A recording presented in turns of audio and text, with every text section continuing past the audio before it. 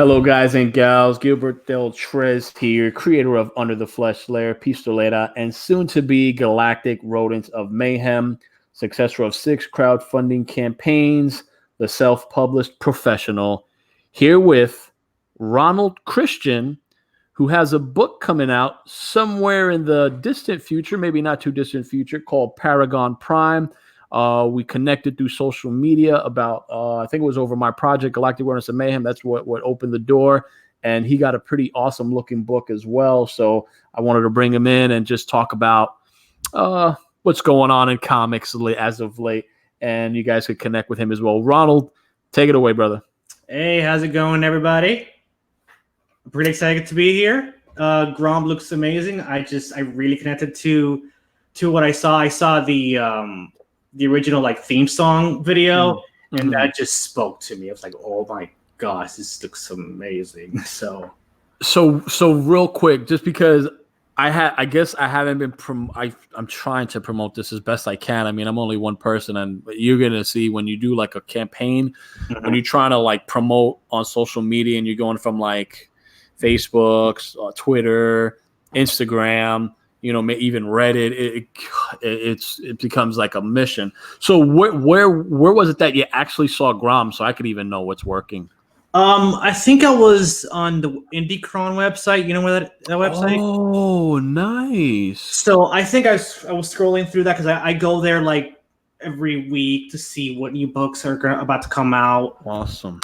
So I went on there and I saw this, Galactic Rodents of Mayhem. I'm like, oh, what's this? So I checked it out. Then I went to. It took me to the the Indiegogo page, and the first video I saw was that rocking theme song. I'm like, wow, what is this? That theme song's killer, huh? Yeah, I love it so much. And then I just read about it. I'm like, this is everything that I love about 80s and the 90s and everything I grew up on, and just like you, Ninja Turtles and yeah, I think what I wanted to do is capture that essence, and I figured if I'm going to do a project, I'm like, I like the song to connect. I mean, that's what I remember. Everything had a theme song. Battletoads, if you ever played the NES game, that had a theme song that was catchy. Star Fox had a theme song. Bucky O'Hare had a theme song. Bucky O'Hare, yeah, right. Bucky O'Hare is one of my favorite theme songs, and I got the vibe from Grom also from Bucky O'Hare. So yeah, I felt like I had to have something at least audio, like an audio impact, just to help drive the story and everything. So I'm glad that you liked it. The guy I had working on that, I worked with him on Lair, Zalantalis. He was pretty damn good. And with the soundtrack, dude, with the theme song, pretty much, I had the song in my head, and I wrote out the lyrics, and I wrote it out like how I kind of wanted to sing it with the beats and everything. And he put it together. Great about it, it sounds like it came from a 90s cartoon. It really does. Dude, I wish I had the budget for a little animation. I think that would have been ridiculous. I'm actually looking into having maybe a 40 to 1 minute kind of animated thing. I've kind of emailed some animation studios to get a price quote and see how much that would cost, Yeah. Well, I think it's a worthy investment. Now with animation, I don't know what I would be getting into. I don't know price points. I don't know. I feel like it would all be ridiculously expensive, because if I'm thinking about drawing and comics and how that's expensive with an artist and a page rate and a letterer and a color, so the page rate, I'm thinking, imagine some dude drawing up X amount of pages just to create animation. I don't know. So I think that's something to check out. Maybe I don't know too much in that regard. Originally, I imagined Paragon Prime as an animated project. I mean, I wrote it as if I wanted it to be, like an animated series or something. But that's really, really hard to do. So I decided to switch it to comics.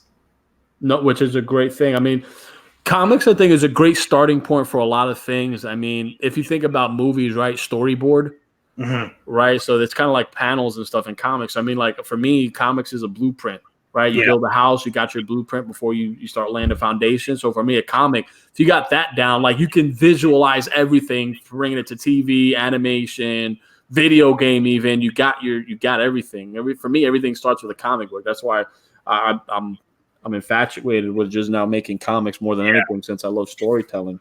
So are you going to ask me the elevator pitch question like you have with the last two guests, or what? Yeah, dude, let's get on it.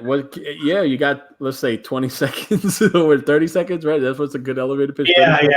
All right, go for it. Okay, so essentially the story of Paragon Prime is about a high school science teacher and inventor who gains superpowers and gets the chance to become the hero he's always wanted to be.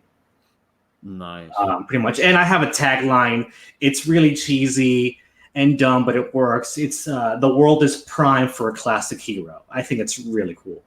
Hey, superhero genre is always going to stick around. There's always going to be superheroes. As much as comics, that's a genre that never goes out of style. I don't care. Everyone's up for a new superhero, how they got their powers, and how it's a genre classic.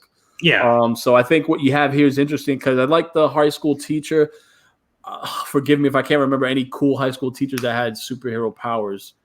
I don't think there's a lot. Yeah, I know there's some. I mean, I know there's some that were bad, right? Like, I mean, what was that? The professor that turns into the lizard from Spider-Man? Was he always the professor? Well, so, and I'm trying to feel like it's not common enough. No. Actually, for a while, Peter Parker was a high school science teacher during the Michael J. Straczynski Spider-Man comic run. He was a high school teacher there. And I think that run could have been cool. Yeah, I think that could have been a fun run. I haven't had the pleasure of reading that, but so I knew it. I figured Spider-Man. I'm like, I know he's. I mean, did they do that transition? And you just answered my question. I was thinking about it. So yeah, they did do that. But anyway, a new character jumping straight in to as a high school teacher, I think is cool. Mm-hmm. Not only because I'm connected to elementary school. I mean, that's elementary to high school. You know, I think it would be cool because there's a lot of teachers out there that. There's a variety. They're so robust. I think they make for great character development, because you got the really intellectual teacher, you got the laid back teacher, you got the cool teacher, you got the teacher who don't give a crap. Mm-hmm. So I think when you got one that always wanted to be a superhero and now he got it, I think that's really kind of cool. Yeah. Now the reason why, because the thing is, this idea has been kind of like just sitting, in my mind for years.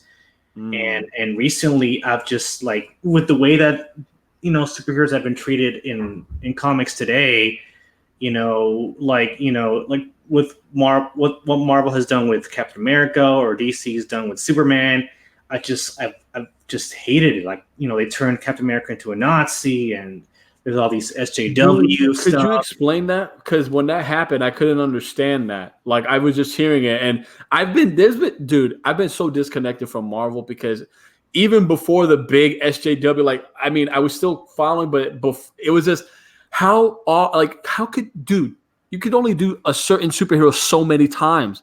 I'm like, you're rebooting upon rebooting upon rebooting. If we get fed up with the movies, imagine you have like a new 5-issue run of Spider-Man or something else, and they're like bounced around by all these writers. I don't know. For me, that just threw me out. It just threw me way out. And I haven't been connected. And it was indies that was getting me back into comics. Yeah. So how the heck did Captain America become a Nazi real quick? I didn't read it. I just read about it. But apparently the original Captain America, the one that's been in Marvel for all these years, apparently he had been a Hydra agent like all that time. Oh, come on. Like, and the recent writers they've had on it have just really just doubled down on social justice warrior tropes, and then like your last guest talked about Bendis on Superman, and that, because the thing is, the stuff before that, the rebirth stuff, where he had a family, he had Lois Lane was his wife, he had this Jonathan was their son, and it was really good stuff. And Dan Jurgens and Peter Tomasi, they wrote amazing stuff, and then it just was ruined when they brought in Bendis. Like, just so really bad. So I've seen all that, and then I've seen how Superman was treated in Man of Steel, and I just feel that there's this kind of just It's like you can't see it, but you can feel it like a blanket, right? Yeah, there's over you, or while you're reading it, or maybe through the pages. It's just it's obvious. It's glaring, right? It's almost badly. There's this cynicism and nihilistic kind of attitude when it comes to superheroes, and I just I don't like that. I mean, my superhero story is about hope. It's about heroism. Very important. It's it's something that I can give my 9-year-old nephew to read and feel okay with, and it's not super violent. It's not super kiddie either, but right. But of course, you got to have a message of hope. I think in everything, even with Galactic Rodents of Mayhem, like as much as it harks upon that nostalgia goodness that we remember growing up as a kid, those positive vibes. I feel like it is gritty, but at the same time, there's a message here like that I have. And it's about, family. It's about, sometimes you got like forgiveness is one of them. Like it's, and I feel it's great when you can package deep messages within a nice, awesome comic book. And I think I understand the roots and I understand, the politics, and it was used as a voice, as a platform to speak out on certain things. And I'm all for that. But at the same time, it doesn't mean that we need to be stuck into what we're seeing with this SJW movement.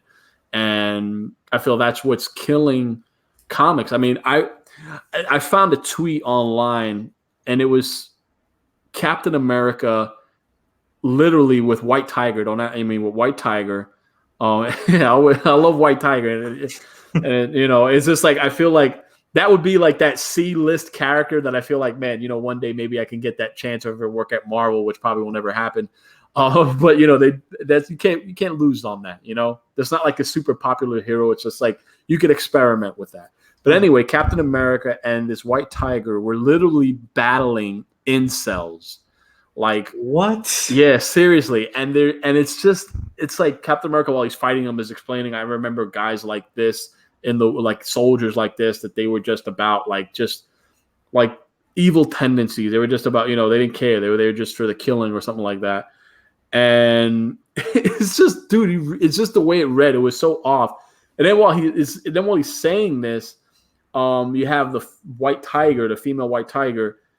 She has like this alien gun, and she's literally like, plasmifying this dude. Like she just like shoots him to this like evaporates him. I'm like, what the hell is this? It's just ridiculous. It's just terrible. It sounds extremely terrible. And then because I always like White Tiger, I had bought a trade when I was trying to give Marvel a chance. And I'm like, I just blind bought it on Amazon. It was like a trade paperback. And I started reading it.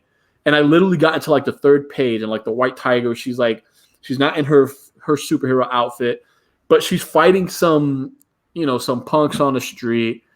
And he called, like, I guess they didn't even know it was a woman. I mean, I thought it'd be obvious, like, how she looks. Mm-hmm. But I guess they didn't know when they got up close, like, oh, it's a woman.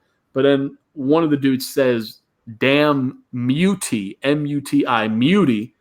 And I don't know, like, I don't know what a mutie was. Mutie is, like, supposedly in the Marvel universe is a derogatory term. Derogatory term for mutant, right? A mutie. Yeah. For me, I don't know. It doesn't sound even that. I mean, maybe back in the 60s, it sounded like cool, like a mutie. I don't know. It just doesn't sound. It just sounds off. I thought, like, is it a mute person, like a mutie? But then but then her comeback literally is like, I won't have any ethnic slurs or racial slurs or something like that thrown at me or something or genetic slurs. I'm just like, it just that whole thing. It just seemed off, man. It just like I'm reading it just threw me out. I'm like, but see, that's just one taste of current Marvel. That's a tiny taste of the way it is now at Marvel, right? And that was a couple years ago. I think that was like 2014 when that book I blind bought. It's gotten way worse. But that's the problem, yeah, because the one with the incels was literally like I think like probably just released. And people were posting it on Twitter. So if I get the whole slurs type of deal, but you got to find a way to bring it in a setting where it might be more applicable. Like if you're in a fight and someone calls you a mutie, you're not like, I won't have this slur. I'm like, it just sounds off, dude. You just like this talking. like this talking down to it just it's just doesn't work for me. It's not organic. It's not free flowing. If you have a character and they're in a school setting and maybe they say that it's like, hey, we won't have this ethnic slurs here. I get that because you're in a school setting. I get like a teacher could be saying that, trying to educate. I get that. But when it's a superhero just saying it, it killed me, dude. Yeah. And that's what's ruining, I think, mainstream comics anyway. Not all of it, because I feel like there's some good stuff. There is some decent stuff out there, yeah. Like well, right now I'm actually rereading Batman Hush, which is my favorite Batman story. Yeah, I have that hardcover. Yeah, I think I'm in for a reread. Oh god, it's so good. It's so good. Wow, it's amazing. Yeah, I'm definitely in for it. Thank you for saying that. I bought, when it came out, I bought like the hardcover version. Like it came with a freaking case, actually. Wow. But that case through time just withered away, literally, because I wasn't reading it that much. And just through time, it was just, I guess, shoddy. Yeah, I read it years ago. I read it years ago when it first came out, and I decided to buy it again and read it again. And I'm like a little bit over halfway done with it. Yeah. And I was like, I just keep like, it's so good. It's so well written. Yeah. Jim Lee's art is so incredible. It still really holds up. It's just an amazing book. Yeah, I'm gonna go back into it. I got it on the shelf. That's one that I'm gonna go back into. Some of those I go back into every now and then. The Court of Owls, I bought it and it's literally on the box. I haven't read that one. Yeah, that was a good one too. I read that. Is that a good one too? Yeah. Okay, so I'll read that. And then have you read Batman White Knight? Because I like that one a lot. I read the first issue of that. I haven't read any of the other ones though. Okay, I got the trade paperback. I like, and I like what the Black Label's doing because it's kind of like bringing these little one shot or these kind of centralized stories that don't impact the main storylines going on. It's like its own contained microcosm. Yeah. And I like that. And there's one that I saw coming out with Wonder Woman. Holy cow. I can't even remember the name. Something Dead Planet or something like that with Dead. And it just looked insane. I can't even remember the art on it. The artist's name, Jesus Christ. But I'm like, okay, when this comes as a trade paperback form. It really spoke to you? Holy cow, it did. And those are the kind like that. I'm like, I like that because it gets me excited again for at least DC. I wish Marvel did something like maybe bringing their what ifs back, but doing it in a way where it's just maybe a one shot, even if it's like across 6 or 7 issues. Yeah, that's not so heavy. Well, again, this probably would be heavy handed SJW crap. I just feel like it's like a disease that it's just got to wait to die out. They're doing a what if TV show with the Disney Plus service. And one of them is like, oh, what if Peggy Carter had become Captain America instead of Steve Rogers or so? That's pretty woke, so. No, but you're already killing me already. Yeah, I think the indie movement is really what's pretty cool. I think through crowdfunding, there's some great talent. Even like, there's a lot of. I think the problem is too, it's going to be a lot of competition. So it's going to be really hard to get people to see your stuff, like really hard. I've backed around. Let's see if I'm counting correctly. 13 campaigns so far for crowdfunding comics, including yours. Thank you, I appreciate it. I mean, what's good as a creator is also to support. I got I'm not trying to brag here. I got like 30 something campaigns that I backed.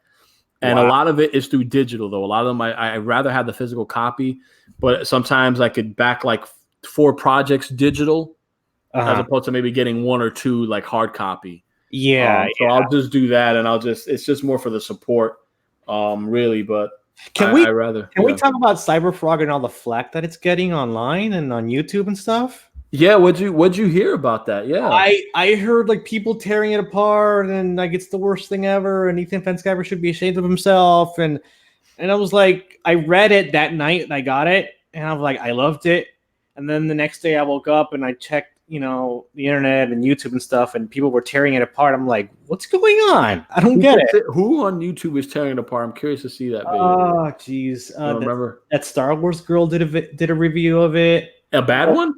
A bad one, yeah. No. Yeah. And then they made a rebuttal video of that video, and there's a lot of drama. I mean, I don't know. I think maybe EPS just causes a lot of drama. he's a mastermind. I'm gonna say that he knows what he's doing as far as creating something great, but then at the same time playing the system. And he knows this SJW. He knows he's hitting that really hard, and people are gonna come at him. And if the claim that they have, and one thing I've heard was that it took so long for a book or whatever. I'm gonna tell you something. Comics is a delicate process, as meticulous as it comes. Okay, it's very careful. You don't want to rush. You don't want to rush crap out. No. That's the last thing you want to do. And the thing is, though, that a lot of books have been rushed and they suffer. They're not that great. And you have, first of all, you have books that also don't come out for years. Because I've backed quite a few Kickstarter campaigns, and you there? Yeah. I've quacked. Yeah, I quacked. I'm quacking over here. I backed quite a few Kickstarter campaigns that I still to this day have not yet received my freaking my backing. And then you get updates like a year, 2 years later saying, "Oh, we got movie rights," or "Oh, we got." Eesh. Man, and I would read some of the comments. People, I'm the dude that just reads all the comments. We don't give a damn. We just want the damn book. I'm a pretty patient guy. Like one of the first book that I backed was actually Red Rooster, Golden Age. Mm-hmm.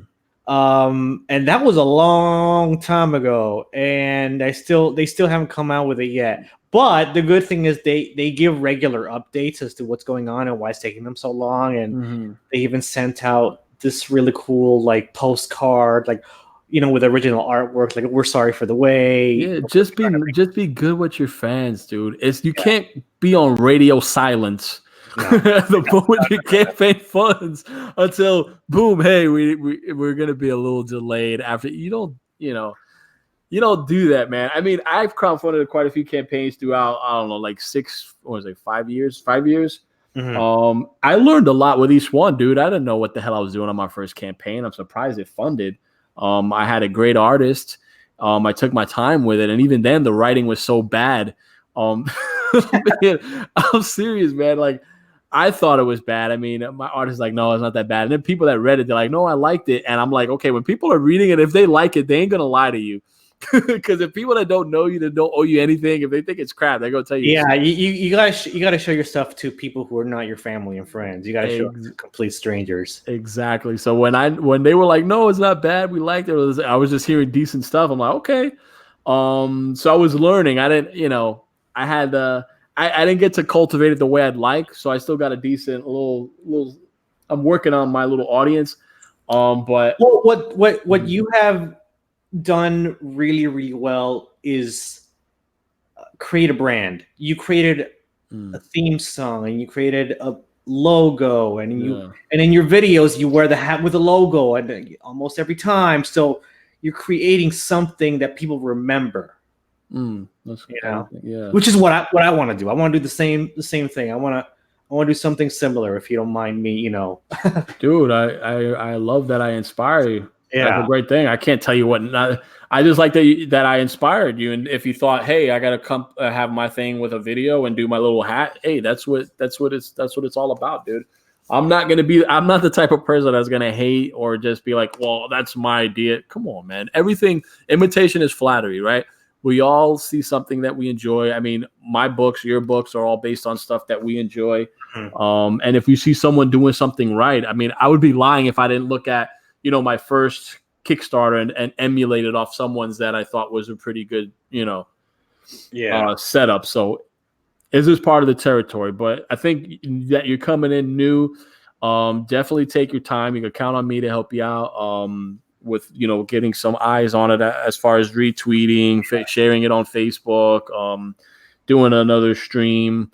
So I think it's the community aspect is what we need more to in comics. You're the first person to offer me like anything, honestly. Mm-hmm. I mean, which I really appreciate. You giving me my first, push and my first promotional kind of thing. It's awesome.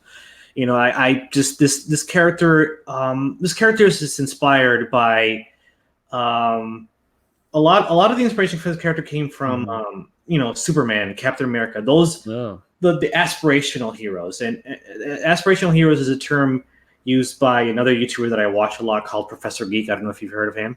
Professor who? Geek. I think it sounds familiar. Yeah, Professor Geek. Yeah, okay. He's also a buddy of mine. Nice. And he's made all these videos about different archetypes of heroes, and he made these videos about these aspirational heroes. And like before I had seen his videos, I knew that kind of hero, but I didn't know that it had a name or a term to it until I saw his videos. I'm like, oh well, that makes sense. Aspirational heroes are, you know, Captain America or Superman. This kind of like the icon, the original, the character that all other characters are judged by. You know, they're hopeful and heroic and selfless, and they're just good for the sake of being good. They don't need a reason. They don't need a tragic backstory. They're just good people, and they just want to help people. It's just in them to be heroic, to be selfless. Yeah. And I think that in today's comics and in entertainment media in general, that kind of character is kind of looked down upon now. It's kind of just made fun of, and everything needs to be, cynical and nihilistic. And and then I saw Man of Steel, the Man of Steel movie, and I'm like, oh, that's not Superman. I don't know who that is, but that's not Superman. Yeah. And all of that, all of that just it fueled me to create this character and to tell the story. I need to tell the story. I have to. It's in me. It needs to get out. I need to say what I need to say. I need to show people that this kind of hero, these kind of ideals, is not, obsolete. They're not dead. I want to show people that this kind of character is still needed in today's society. And without any of the woke SJW crap either. No, none of that. Oh, damn. Yeah. One thing I can say for sure is that Paragon Prime is not woke, and it's not like dark. So nice. I like the art, at least from the avatar and from the two pictures you show me. I think it's really good. Tell me a little bit about who you found as the artist for this, and how how that came about. I can tell you that the hunt for an artist has been a nightmare. A nightmare. It has not been fun. It has not been easy because, see, from what I can tell, artists fall into one of three. Well, fourth one. I mean, the fourth one is the professional, awesome guy that I found. But the three either they are really flaky and unprofessional. They don't send you updates. They send you a final piece of art, and then when you ask for changes, they get all mad at you. I'm like, but then you ask them for updates, but they never sent you any. Yeah. So, or either that, or whenever you do ask for changes, like, oh, listen, I like the sketch, but could you change this a little bit? And you try to be as productive as possible, and they get all sensitive on you, and like, I went through nightmares the same with trying to find for my first webcomic I did, Under the Flesh. I went through a crap ton of different artists till I settled on the guy that I'm working with, JL, and he's ridiculous, and we got a good rapport. So I think what's important too, now that you go into this and you learned a lot, I mean, for people that are watching that maybe want to do their own comic, you definitely need to take your time scouting out a potential candidate, and then build a sort of relationship through email. Just even want to discuss rates, discuss your idea, discuss your vision. Exactly. If you're not getting like constant returns on then like, okay, imagine if you're getting into a business deal or creating a comic together. One piece of advice that I have to give people looking for an artist: never pay up front. Never. Oh, don't! I got ripped off. I got ripped off too. Yeah. Holy cow! All right, I'll tell you my nightmare. Then you tell me yours. Okay. All right. So this was a published artist. Okay, I'm not gonna throw any names out there. But I wanted a published artist, and I found this dude's work, It was really good. It was some work out in Dynamite, so I'll just leave it at that. Okay. Published stuff with Dynamite, great. Love his art style, all that stuff. And we got into like an idea or kind of a format. We were jiving a little bit. And he wanted a big fat upfront payment. And this is my second time making a mistake, because the first time I said never, I'm ever going to pay up front. But this time I'm like, he's a published artist. Yeah, so you figured it was safe. Of course. And dude, and I got your kind of nightmares where you're not getting anything, you're not hearing nothing. And then like, you talk to the dude and he's like, yeah, this is, I kind of paid my rent. I can't really do much. And I was like, dude, are you serious, man? So at least your guy got back to you. My guy, like, after months, I never heard from him ever again, ever. I paid him, and then about 2 weeks after that, I had messaged him again, listen, like, am I gonna get any sketches? And like, he kind of snapped at me, like, dude, relax. You need to be patient. I'm like, okay. So and then he's taking advantage. And then a week went by, and then another week, then a month, then 2 months, then 3 months. Nothing. Anything from him. I messaged him several times, and he never got back to me. And to this day, I haven't heard back from him at all. That was like 2 years ago. That dude ghosted. It's crazy. Yeah. The published artist, like the idea was to do a Kickstarter in August, right? So I had paid everything up front. I wanted at least a cover page done and 1 or 2 interior pages. So we got 3 complete pages, essentially 3 completed pieces of art to pitch to potential backers, right? Dude, by the time I heard anything back from him, it was October. And then when he's saying whatever he's saying, it was up until I think February of the next year. Yeesh. When he was just like, man, it ain't gonna happen, this type of deal. And I was just like, dude, it was one of the worst experiences that I've ever had. He said it wasn't gonna happen. Like, it was just like even getting the money back. That's what I wanted, dude. Wait, he didn't even give you your money back? I mean, that's what I'm saying. I never got the money back. But in February, what he agreed, he's like, listen, I don't want to. He didn't want to end it in a bad way. He said that he'd owe me for 2 pieces of artwork or something like that. And I got one piece of artwork done, and then it was just like, for me, it was just, I looked at it and I seen the type of stuff this dude put out, and it just like it was a rush job, and it just left me a nasty taste. I'm like, nah, man, not at all. Yeah, finding the right artist can be really challenging, and it can be. I think it takes time, and you have to really, really be patient, and it has to be a dance. It just has to be a dance, and if y'all dancing together, and it's just not working, and it's they're not dancing the same beat you're dancing, or it's just off, or they're looking somewhere else, or just it's just not gonna work. Yeah, exactly. Yeah. Also, you need to get into a rhythm with layouts. That's another thing. If see layout, like get into, hey, before we pay, I'll pay half when I get the layout. Exactly. And then I'll pay the other half with this when I say make changes here and there. Yeah, and then you with give this it back guy, like this. No. Actually, he agreed to. He sends me sketches first, and then I pay him the money, and then he sends me the final artwork. And it's good so far. So yeah. So how'd you find this guy? I mean, because you had all these nightmares going on. Actually, this website called ArtStation? Heard of it. Yeah. Because I had been using DeviantArt, and it just wasn't working out for me. And I just went online on Google and said, I looked, for other websites that have, artists for hire. And this other website called ArtStation. And I'm like, let me check it out. So I did.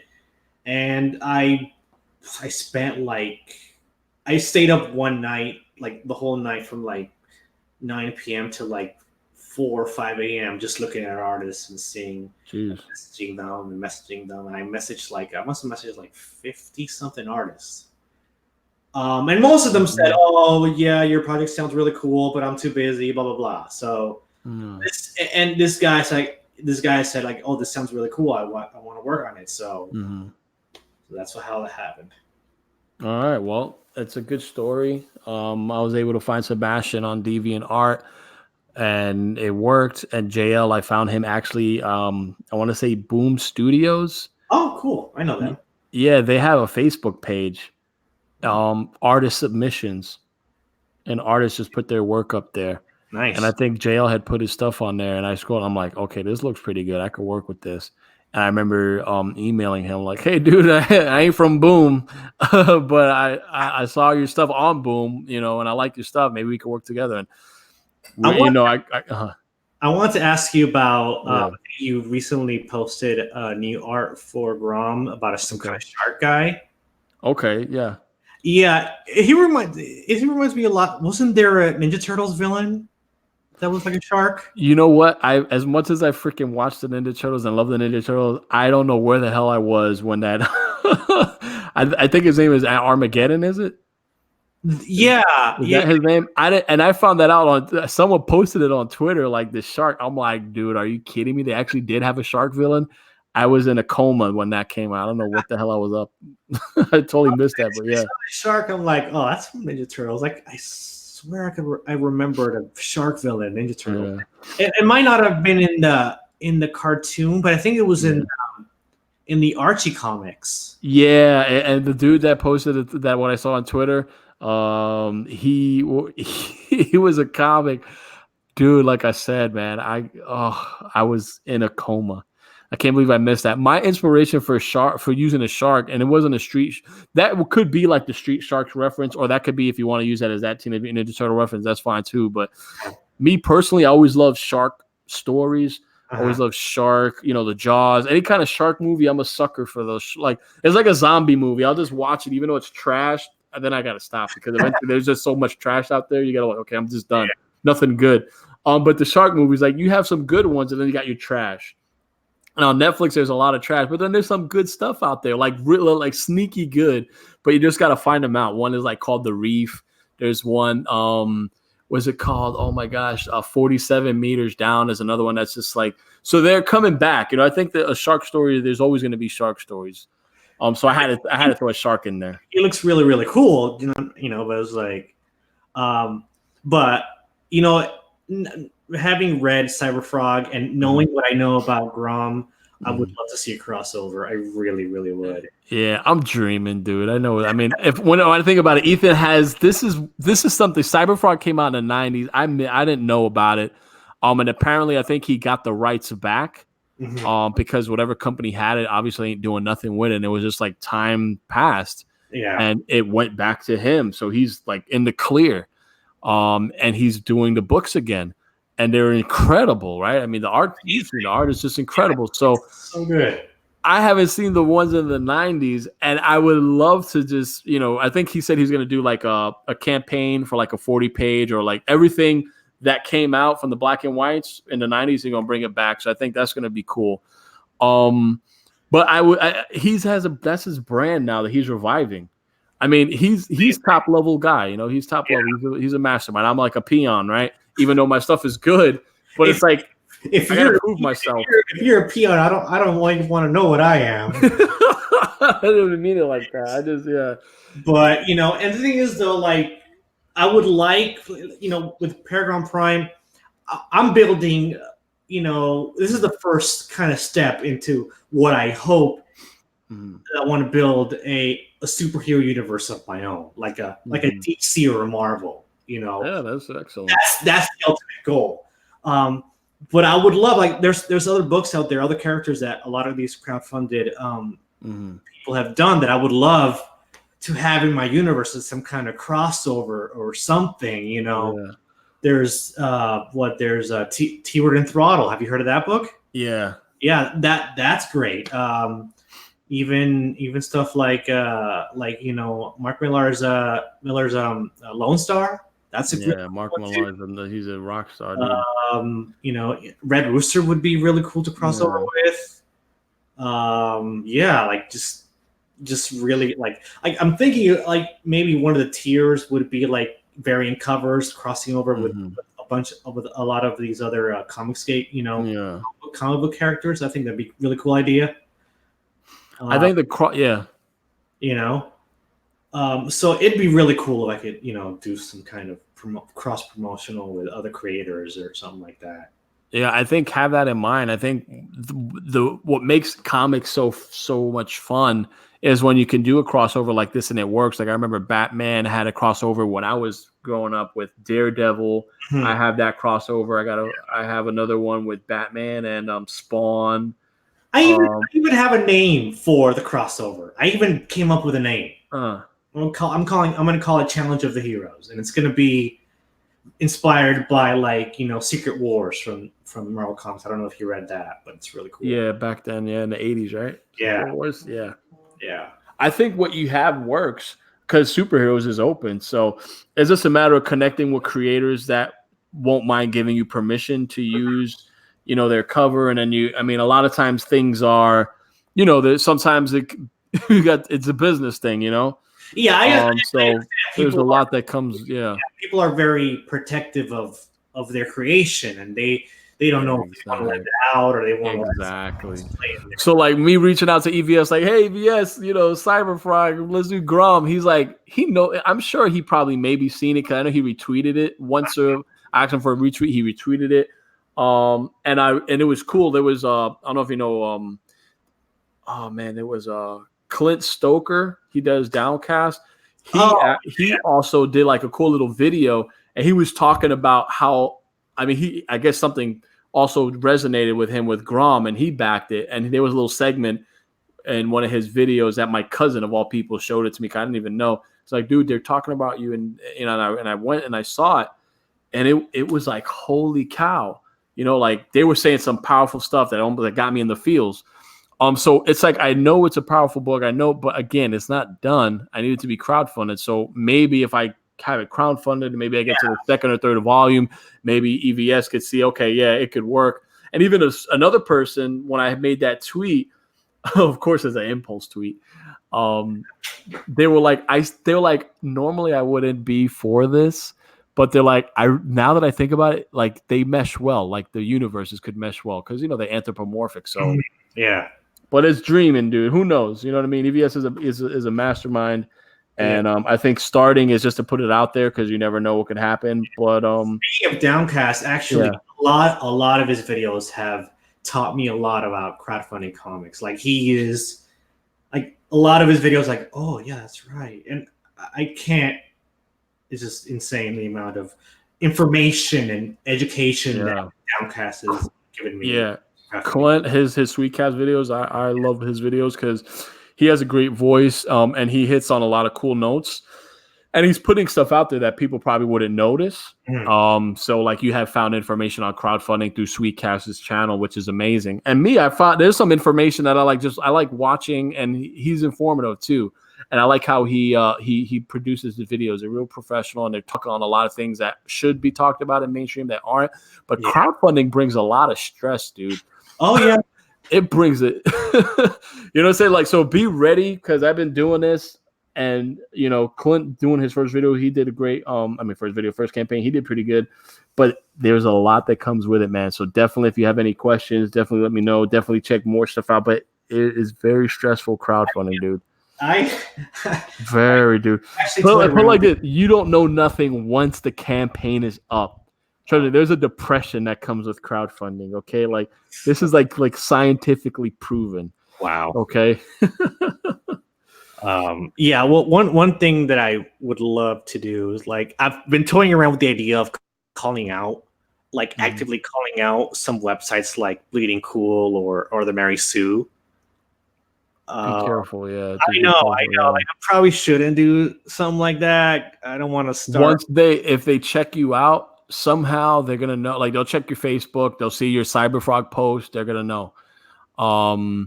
I've contacted Bleeding Cool for Grom, and I'm like, hey, can we talk about Grom? He's like, well, I hope you could see why I can't do that because you're Comicsgate and they attacked me. Oh. I'm like, hey, dude, just because I'm Comicsgate, I'm not for attacking people. You know what I mean? I like there's a good audience there, and I'm trying to tap into finding my own audience. So yeah, I use Comicsgate, but more importantly, I align with their vision. Yeah. There's a whole thing with SJW, and me and him went this back and forth thing. He showed me his SJW perspective. I show him my comics perspective, and he's like, "Isn't it cool? We could talk about this like respectful." I'm like, "Yeah, dude, for sure. I mean, that's just who I am." So I'm like, could we do this thing on Grom? He's like, well, I got to talk with someone. They're really connected, but if they say yes, they'll blast it over all mainstream, news sites or whatever. I don't know if this was just him throwing smoke up my ass. Sorry for the language, but he's like, well, we can do it if we get an article from you. I'm like, what are you talking about? He's like, well, we want an article saying that you're no longer with Comicsgate. Oh, if you say that, we can give you that. Are you kidding? Like, dude, could you imagine? Like, now imagine me, like, desperate and bleeding cool, thinking the amount of traffic they get. Imagine I'm like, yeah, I'll do it. You're not a shill. You're not a shill. No, exactly. But the fact that that's what he wanted, he's like, listen, he's like, I can quote you. I'm like, dude, I said, this is what I say. Now you're more interested about the Comicsgate angle than about my cool capybaras. I'm like, I'm sorry, dude. I appreciate what but no, I'm not gonna do this. No, thank you. And I just stopped. I'm guessing you'll more than likely get a feature on Bounding into Comics or Bleeding Fool. I think. Yeah, I got one in Bleeding Fool. I'm trying to do Bounding into Comics. I know it's hard. I guess they're busy. I got to follow up. I think I sent the email to them. It's just a matter of following up. Sometimes you just got to follow up religiously. Because with Bleeding Cool, I did a follow up, and then they saw. And then, there's no doubt in my mind you're going to get a feature on one or both of those websites. So. Yeah, so at least I got the one. You should be able. Yeah, but I would just say a caution when it comes to like the main news, because it's just there's gatekeeping, bro. It is what it is. It is what it is, man. As much as I wanted my dream was just to be published by like a known publisher. Like that was always my dream. Marvel and DC, I know that is a different way to get in, but I was like Image. When I was naive, I'm like, okay, I thought you can create one issue and you'll be golden and people want to publish your stuff. And I realized you need a freaking finished arc, because like I did Under the Flesh, and I pitched it to a small publisher, Action Lab. They're very small. Well, I mean, publishing through a publisher, there's a lot of hoops you have to jump through. Like they won't accept you if you're not paired with an artist or if you're not published. And there's a lot. And what Under the Flesh, they liked it, but they're like, when's issue 2 coming out? I'm like, well, we're just making it, and it should be done by maybe February or whatever, or this day. I'm like, then issue 3 we'll have to crowdfund, and it's like, I never really heard anything back. They're like, we need the finished book. So I'm like, crap, there's money in this. Yeah, I actually checked out. I think you're friends with someone who's making comics. She did stuff like Galactic Bounty Hunters or Mutant Hunters. What was it? BMA Studios, yeah. Okay. Yeah, I checked other stuff. I think because like you were friends with her, and what's interesting because I didn't think you could do like individual 24-page comics through crowdfunding, but they're doing it. You can. It's just make sure you have your budget, make sure you have what you need for printing, do your calculations, and you're gonna have to put some out-of-pocket money into getting things started. I'm already doing that. So. Yeah, that's the thing when people like, if you love it, you do it for free, right? And I'm like, no. We're not even. It's not that we're doing it for free. We're paying to do it. That's even worse than doing it for free, right? Yeah. And I'm gonna be straight up. In all my the only campaign that I got a profit on was Lair when I brought that to Indiegogo because it was already crowdfunded on Kickstarter, and I wanted to do a convention because I always want to at least exhibit. But I needed copies. I didn't have enough money to do $2,000 or $1,500 for like a small print run. Yeah. So I just offered it up there because it was a finished book, and the Comicsgate thing like was getting hot, and I jumped on, and I felt like I just by chance I caught wind of it, and I jumped on. I really aligned and I gravitated towards it, and I wanted to be in, man. I'm telling you, bro. I wanted to be in because I'm like, the freaking publishers reject me. I know I can get a Comicsgate because I know my book is just badass. I know what I'm worth. But again, you just got to take your time and work the rounds, and that's what I'm doing now to hopefully see if I can make it on EVS's show. But Blair was able to make a profit, and even then, that profit I gave the team a bonus, and even that, there here's the thing. I don't know when you choose where you campaign. I think you're gonna do Indiegogo, right? Yeah, I think from all the YouTubers that I've seen, everybody, they say Indiegogo is better than Kickstarter because they say Kickstarter leans a lot to the left, and for political reasons, don't even worry about that because again, it's all about you want to make some money at the same time, right? They do lean where they are woke as it all. You know, I was gonna say they're woke as F, but let me just calm down. They are woke. It's a woke fest over there. yeah. But at the same time, there's some books that do pop out. I did Pistoleta in Kickstarter, and I'm like, yeah, I like the model of Indiegogo. I understand it more. It makes more sense to me. I think you can do 60 instead of 30. Also, I don't think Kickstarter offers a 60-day option. that I don't know. I know for some aspects it works better for the reader or the backer, where Indiegogo is also more friendly towards the creators because when they get charged, it's the money's processed already. When they back or they pledge, the money's processed already. With Kickstarter, you don't get the money until it funds. Now, when you fund your goal, you still have a bunch of pledges that need to be processed. That's been lingering for 60 days or whatever. And at the end of the time, if it gets processed, you'll be surprised how many dropped pledges you have just because maybe like an expiration date, you have to let them know, hey, we need your new card or whatever. I think Indiegogo allows you to relaunch if you fail like right away. I think there's this book. I think this gotta check that out because book called Six Gun Gorilla. Yeah.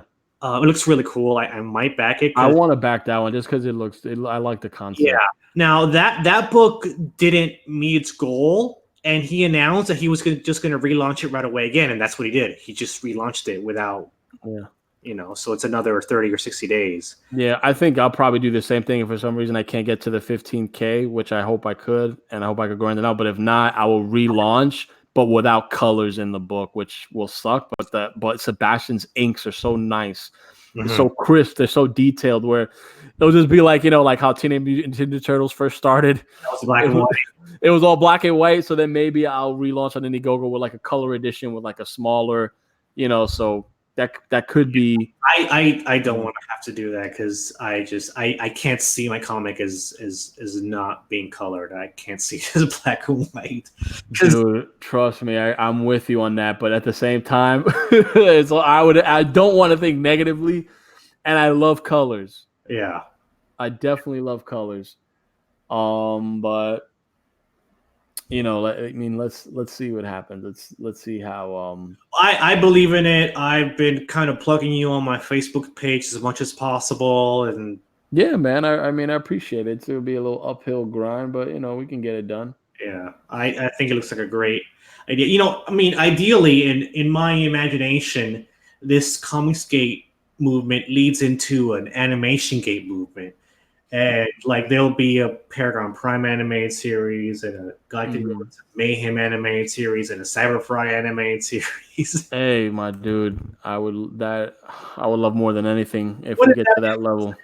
Wouldn't that be the coolest thing ever? Oh, I would love that. Oh. Dude, part of the dream is doing it, and we're getting our stuff out there. We're planning, we're plotting, so that's part of it. But guys, I think. What do you think? We yammered it long enough, right?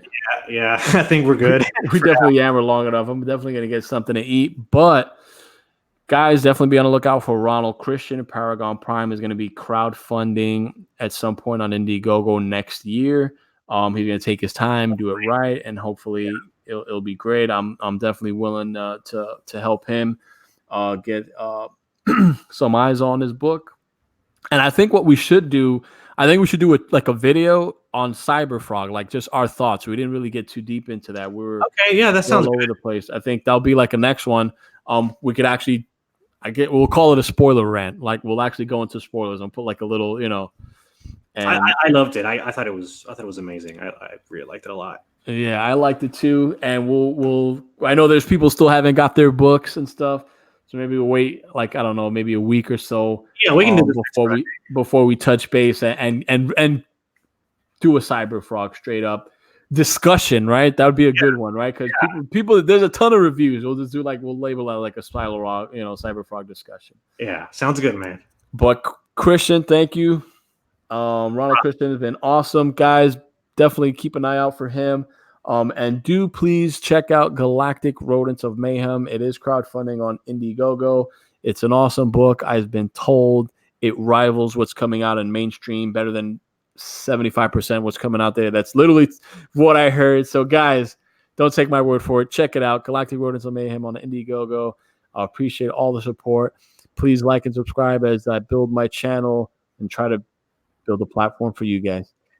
Thank you guys so much. Ronald, thank you again. No problem, man. Thank you. All right. Later, guys. And